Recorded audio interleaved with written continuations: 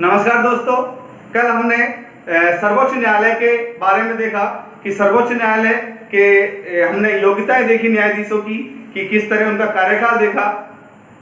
और आज हम बात करेंगे कार्यकारी मुख्य न्यायाधीश। अगर न्यायाधीश नहीं हो, अपने पद पर न्यायाधीश नहीं है, तो उसकी जगह मुख्य कार्यकारी मुख्य न्यायाधीश बनाया जाता है। वो किस तरह बनाया जाता है? तो हम बात करें सर्वोच्च न्यायालय की। सर्वोच्च न्यायालय की हमने बात की। आज हम सर्वोच्च न्यायालय के कार्य देखेंगे। क्या देखेंगे? कार्यों की चर्चा करेंगे। लेकिन कार्यों की चर्चा से पहले कुछ हमारे जो टॉपिक रह रहे थे उसमें उनकी चर्चा कर लेते हैं। तो महत्वपूर्ण प्रश्न इनसे पूछे जाते हैं, उनकी चर्चा करते हैं। तो अनुच्छेद 126 के तहत मुख्य न्यायाधीश का पद अगर रिक्त हो जाता है, क्या हो जाता है? अगर मुख्य न्यायाधीश का पद अगर रिक्त हो जाता है तो किसी अन्य न्यायाधीश को मुख्य न्यायाधीश बनाया जाता है। अनुच्छेद 126 के तहत इस बात का ध्यान रखना है। तो अनुच्छेद 126 किसकी बात करता है? कार्यकारी मुख्य न्यायाधीश की बात करता है। कार्यकारी मुख्य न्यायाधीश।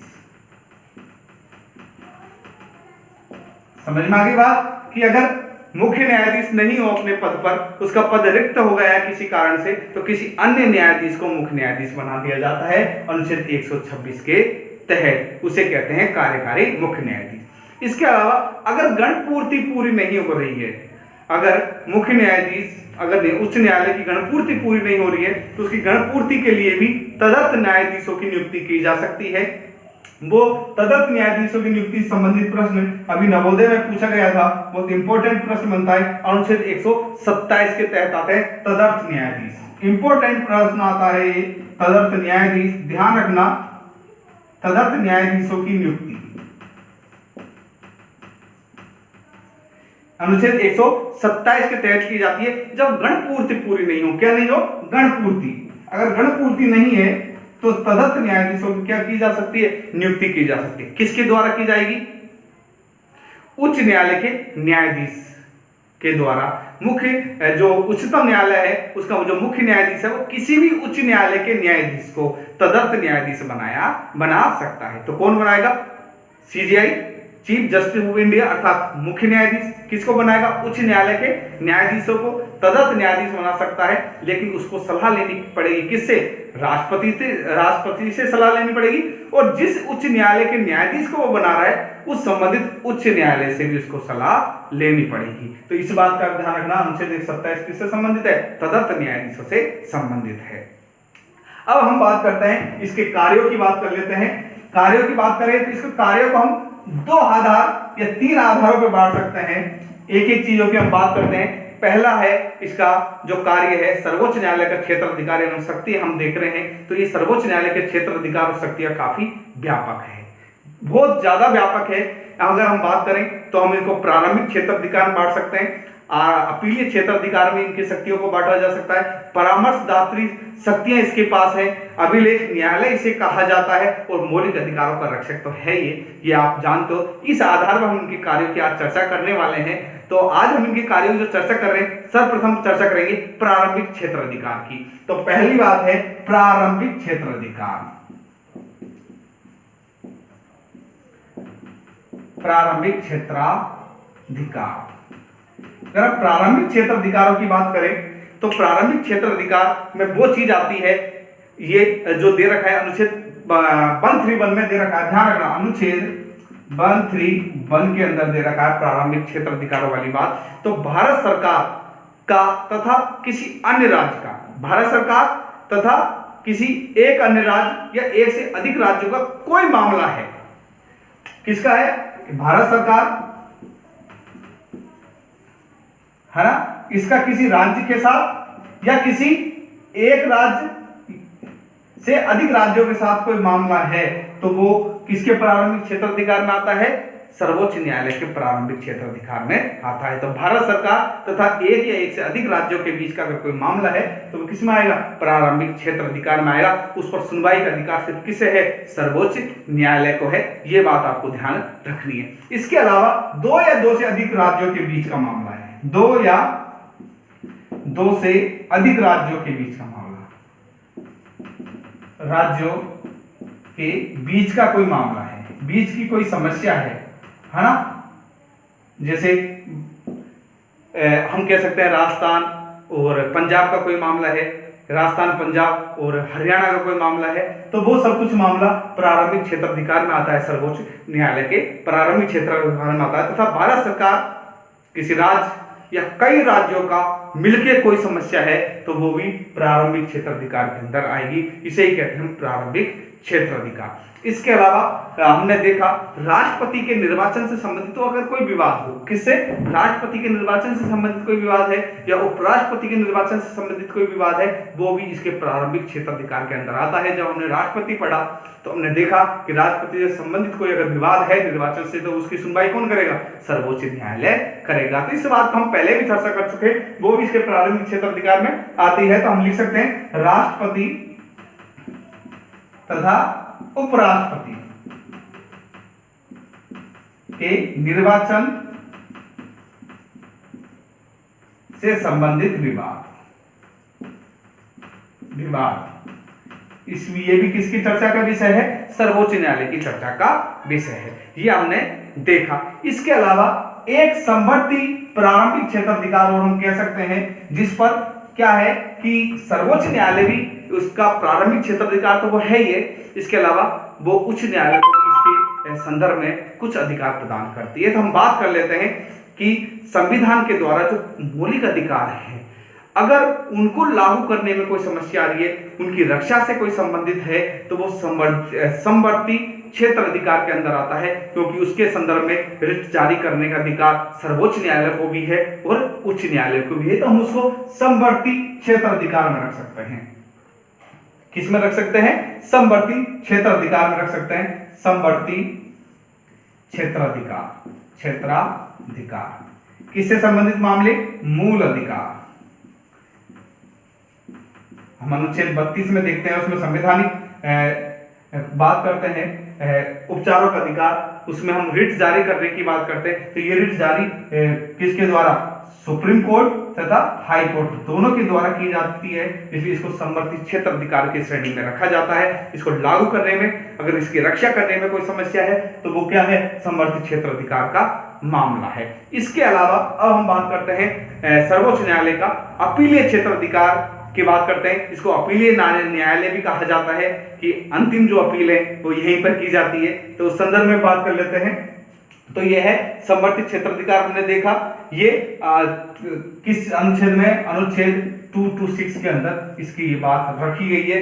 226 में ये बात कही गई है कि अगर कहीं इनको संबंधित मूल अधिकार संबंधित कोई समस्याएं लागू होती है तो उसके तहत भी सर्वोच्च न्यायालय में अपील की जा सकती है।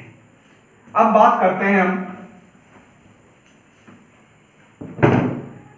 अपीलीय क्षेत्राधिकार की। अपीलीय, कौन से, अपीलीय क्षेत्राधिकार। देखिए अपील का मतलब है कि अगर आप कहीं से ठुकरा चुके हो तो अपील आगे करोगे। भाई कहीं आपको कुछ निर्णय मिल गया, उसकी तो अपील की जाएगी। अपील का मतलब है कि हमने नहीं सुनी तो आप सुनिए। तो अपीलीय क्षेत्राधिकार अर्थात नीचे के अगर किसी हाई कोर्ट ने या उच्च न्यायालय के संबंध में कोई निर्णय है या उसके संदर्भ में कोई ऐसा निर्णय जिसके विरुद्ध अपीलीय क्षेत्राधिकार प्राप्त है सर्वोच्च न्यायालय को, अर्थात उच्च न्यायालय के विरुद्ध ये निर्णय दिए जाते हैं। उच्च न्यायालय में जो चीज हो चुकी है उसके संदर्भ में निर्णय लिए जाते हैं, वो अपीलीय क्षेत्राधिकार है। ये तो प्रारंभिक क्षेत्राधिकार तो सीधे सीधे कहा जाओगे, आपको सुप्रीम कोर्ट ही जाना पड़ेगा, लेकिन अपीलीय क्षेत्राधिकार में आप हाई कोर्ट में जा सकते हो। लेकिन हाई कोर्ट आपकी मांग को ठुकराता है, अगर लगता है तो आप सर्वोच्च न्यायालय में जा सकते हो, वो कहलाता है आपका अपीलीय क्षेत्राधिकार। इसके बारे में जो है वो अनुच्छेद 132 में कह रखा है। किसमें, 132 में अपीलीय क्षेत्राधिकारों की बात कर रखी है। अगर हम अपीलीय क्षेत्राधिकारों की बात करते हैं तो उसके अंदर क्या क्या चीजें होती है, तो समस्त उच्च न्यायालय के जो निर्णय है उनके विरुद्ध अपील सुनने का अधिकार ही अपीलीय क्षेत्राधिकार है। है ना। तो समस्त उच्च न्यायालयों के निर्णयों के विरुद्ध अपील सुनने का अधिकारी अपीलीय क्षेत्राधिकार है, वो अनुच्छेद 132 में दे रखा है। तो हम बात करते हैं अनुच्छेद 132 के अंदर किस किस तरीके के जो मामले हैं उनकी अपील की जा सकती है सर्वोच्च न्यायालय में, तो हम उनको लेकर के चर्चा करेंगे। तो देखते हैं, देखिए हम बात करते हैं पहला संवैधानिक क्षेत्राधिकार। संवैधानिक क्षेत्राधिकार का मतलब है कि न्यायालय यह प्रमाणित कर दे कि इसमें संविधान से संबंधित कोई तत्व छुपा है, किसी मामले में संविधान से संबंधित कोई तत्व छुपा हुआ है, उससे संबंधित कानून छुपा हुआ है, तो वह सीधा सीधा कहां अपील की जा सकती है, उसकी सर्वोच्च न्यायालय में अपील की जा सकती है। तो इसको हम संवैधानिक क्षेत्राधिकार भी हम कह सकते हैं कि संविधान के सारगर्भित कोई प्रश्न है संविधान का, तो उससे संबंधित अपील कहां की जा सकती है, सर्वोच्च न्यायालय में की जा सकती है। अब बात करते हैं हम दीवानी मामलों की, बात करते हैं किसकी, दीवानी मामलों की हम बात करें, है ना। तो दीवानी मामले मतलब सिविल कोर्ट से संबंधित जो मामले हैं, इनके विरुद्ध अनुच्छेद 133 में दे रखा है। कहां पर, अनुच्छेद 133 में दे रखा है कि दीवानी मामलों के विरुद्ध भी सुनवाई अपील की जा सकती है सर्वोच्च न्यायालय में। लेकिन कब की जाएगी, जब उच्च न्यायालय ये प्रमाणित कर दे, उच्च न्यायालय ये प्रमाणित कर दे कि इसके विवाद में कानून की व्याख्या से संबंधित कोई सारगर्भित प्रश्न छुपा है, महत्वपूर्ण प्रश्न छुपा है, संविधान की व्याख्या से संबंधित है। तो इस दीवानी मामलों में, अगर सिविल मामलों में उच्च न्यायालय के विरुद्ध अपील कहां की जा सकती है, सर्वोच्च न्यायालय में की जा सकती है। इसे ही दीवानी अपीलीय क्षेत्राधिकार कहते हैं। अब बात करते हैं हम फौजदारी मामलों की, ले लेते हैं फौजदारी मामले। दीवानी मामलों में घरेलू संबंध मामले आते हैं, फौजदारी में लड़ाई झगड़े से संबंधित आते हैं, इसकी हम चर्चा पहले कर चुके हैं। फौजदारी मामलों की बात करते हैं। फौजदारी मामलों की बात करें तो फौजदारी जो मामले हैं वो अनुच्छेद 134, हम लगातार मैं आपको अनुच्छेदों के हिसाब से बता रहा हूं। फौजदारी मामले से संबंधित मामलों पर भी क्या की जा सकती है, अपील की जा सकती है। आपका अपील करने का अधिकार कब है, अगर उच्च न्यायालय क्या कर दे, उच्च न्यायालय अगर किसी व्यक्ति को मृत्युदंड दे दे, क्या दे दे, उच्च न्यायालय अगर किसी व्यक्ति को क्या दे दे, मृत्युदंड दे दे, तो उसके वो अपील कर सकता है कहां पर, सर्वोच्च न्यायालय में। वो क्या कर सकता है, सर्वोच्च न्यायालय में अपील कर सकता है। इसके अलावा अगर उच्च न्यायालय किसी अधीनस्थ न्यायालय के निर्णय को अपने पास विचारार्थ बुला करके और उसको मृत्युदंड दे दे, प्राणदंड दे दे, तो उसकी अपील भी कहां की जा सकती है, सर्वोच्च न्यायालय में की जा सकती है।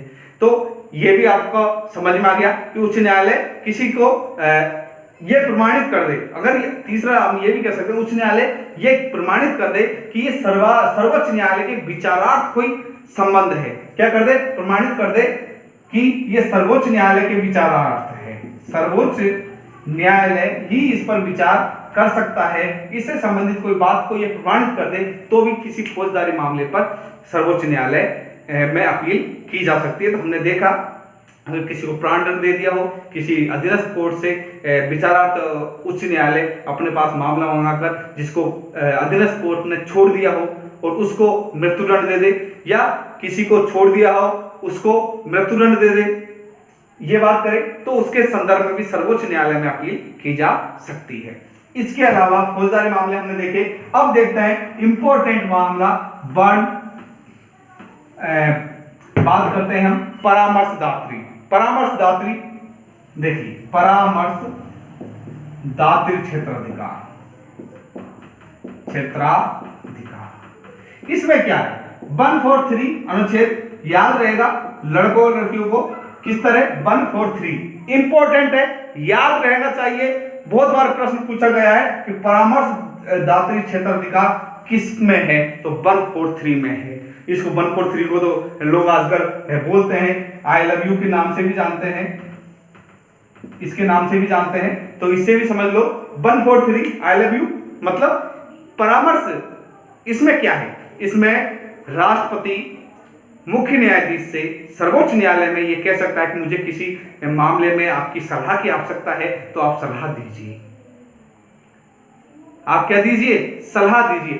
अब देना और नहीं देना ये किस पर डिपेंड करता है, सर्वोच्च न्यायालय पर डिपेंड करता है। इसी तरह आपने किसी को बोला आई लव यू, अब अगली जवाब दे ना दे वो उसके ऊपर निर्भर है। सेम उसी तरह परामर्श क्षेत्राधिकार में सर्वोच्च न्यायालय से सलाह मांगी जाती है और सर्वोच्च न्यायालय देना चाहे तो दे, नहीं देना चाहे तो नहीं दे।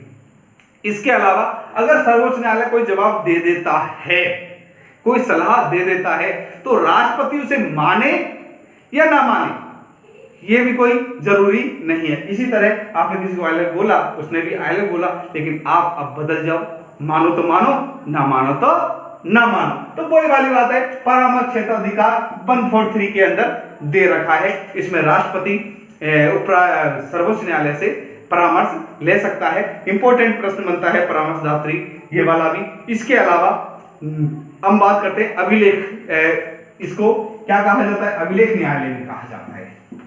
अभिलेख न्यायालय, अभिलेख न्यायालय या अभिलेखीय न्यायालय क्षेत्र कह सकते हैं, इनको अधिकार इनको प्राप्त है कि इनके जितने भी निर्णय होंगे वो साक्ष्य के तौर पर किसी भी समय प्रस्तुत किए जाते हैं। एक साक्षी की तरह इनके निर्णयों को रखा जाता है।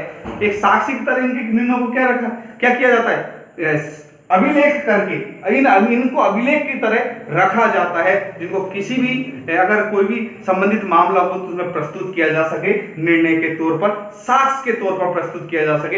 इसलिए इसको क्या कहते हैं, अभिलेखीय न्यायालय भी कहते हैं। तो यह प्रश्न पूछा जाता है अभिलेखीय न्यायालय 129 अनुच्छेद, अनुच्छेद कौन सा, 129, इंपॉर्टेंट अनुच्छेद है, अनुच्छेद 129 किसके लिए, अभिलेख के लिए। कौन सा अनुच्छेद, 129, बहुत बार प्रश्न पूछा गया है। इसके अलावा न्यायिक पुनरावलोकन की शक्ति भी इसके पास है कि अगर ये खुद अपने निर्णय से संतुष्ट ना हो, कभी अगर सर्वोच्च न्यायालय अपने खुद के निर्णय से संतुष्ट नहीं है तो वह अपने निर्णय को भी बदल सकती है, उस पर न्यायिक पुनरावलोकन कर सकती है, उस पर पुनः विचार कर सकती है। तो ये बात भी ध्यान रखना, न्यायिक पुनरावलोकन या कहते हैं हम इसको न्यायिक पुनरावलोकन किसमें है, न्यायिक पुनरावलोकन याद रखना। इंपॉर्टेंट प्रश्न बनता है कि अपने ही निर्णयों के विरुद्ध या अपने ही निर्णय पर पुनः विचार किया जा सकता है। अनुच्छेद 137 के तहत, किसके तहत, अनुच्छेद 137 के तहत उसे कहते हैं न्यायिक पुनरावलोकन। इसके अलावा मौलिक अधिकारों की रक्षा का मुख्य कार्य तो इसका है ही है, उसकी तो ये तो इंपॉर्टेंट काम है ये। इसके अलावा न्यायिक पुनरावलोकन, तो आज हमने इनकी कार्यकारी मुख्य न्यायाधीश के बारे में देखा अनुच्छेद 126 के तहत। इसके अलावा तदर्थ न्यायाधीशों के बारे में बात की अनुच्छेद 127 के तहत। इसके अलावा हमने प्रारंभिक क्षेत्राधिकार देखे, इसके समवर्ती क्षेत्राधिकार देखे, अपीलीय क्षेत्राधिकारों की बात की, इसके न्यायिक पुनरावलोकन की हमने बात की, अभिलेखीय क्षेत्राधिकार, अभिलेखीय न्यायालय के रूप में हमने बात की, और परामर्शदात्रीय क्षेत्राधिकार के बारे में बात की। धन्यवाद, आज के लिए इतना ही। जय हिंद।